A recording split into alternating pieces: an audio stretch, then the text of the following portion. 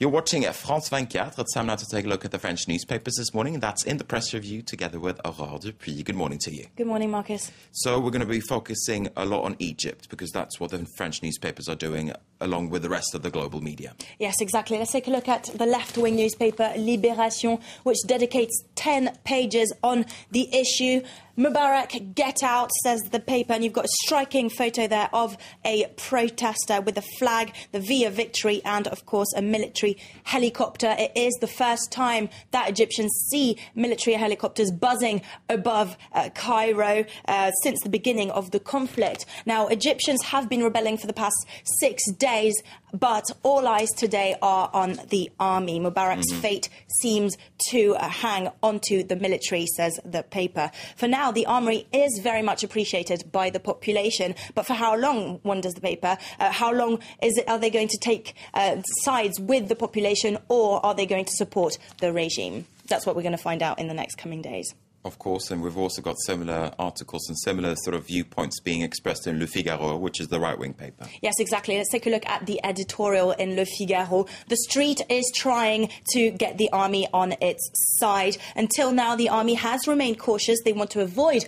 a bloodbath, which could, in turn, make way for extremists, says the paper. But sooner or later, the military will have to make a decision.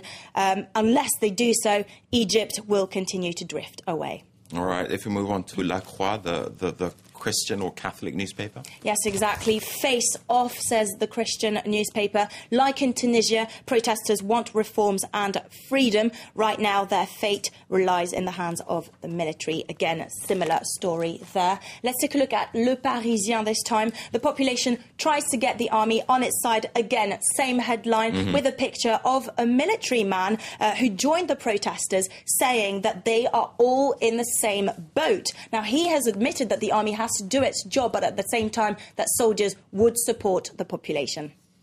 Well, of course, soldiers as well. Sometimes we tend to forget that soldiers as well, they're part of the population. So why they wouldn't walk, so to speak, down the same route as other protesters and other people in Egypt? I suppose that is a point. Yes, exactly. And let's quickly take a look at the front page of the communist newspaper L'Humanité, with there again similar, same headline actually, Mubarak, get out, but you've got the picture of a military tank surrounded by thousands of protesters in central Cairo. Let's move on to Le Figaro because it calls the army a rampart, a shield against chaos. And again, same picture of that tank surrounded by protesters.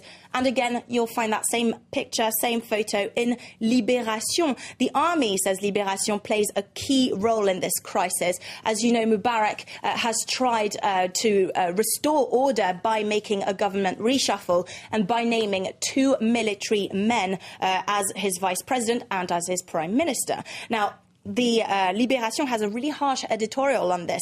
Since the 50s, I quote, every leader in Egypt has been replaced by one that's even more stupid than the other, says Libération. This time, Mubarak has found 2 military men who have accepted to support his regime.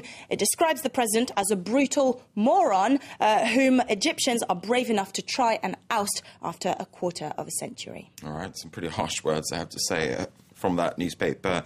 We're also going to go back to Le Figaro just for a moment, I believe, right? Yes, the front page there, which concentrates on the United States. Washington increases pressure on President Mubarak. Egypt, as you know, is a key ally for the United States when it comes to dealing with issues like peace in the Middle East or with terrorism, for example. So it's a tough balance for the Americans to have to find, because they are at the same time supporting the Egyptian uprising, the population, but at the same time the regime. One thing's for sure, though, Barack Obama does not want Egypt to fall into a political vacuum and make way to extremists and Islamists. Well, Washington, along with a lot of other foreign leaders, they're trying to walk a tightrope here, yes, as you exactly. say. Right, we're going to move on to some other big news.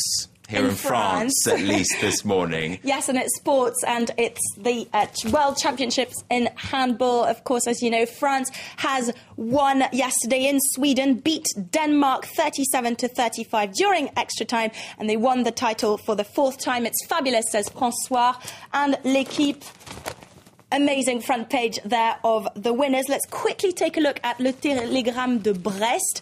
The headline is actually based on a television programme. The series continues for the experts, the series. And also, let's take a look at the front page of Le Journal de Saône-et-Loire, which calls the French team the Incredibles after the Pixar cartoon, obviously. All right. This making headlines in the national newspapers along with the regional ones. Thanks very much, Aura Dupuis, for bringing us through the French newspapers this Monday morning.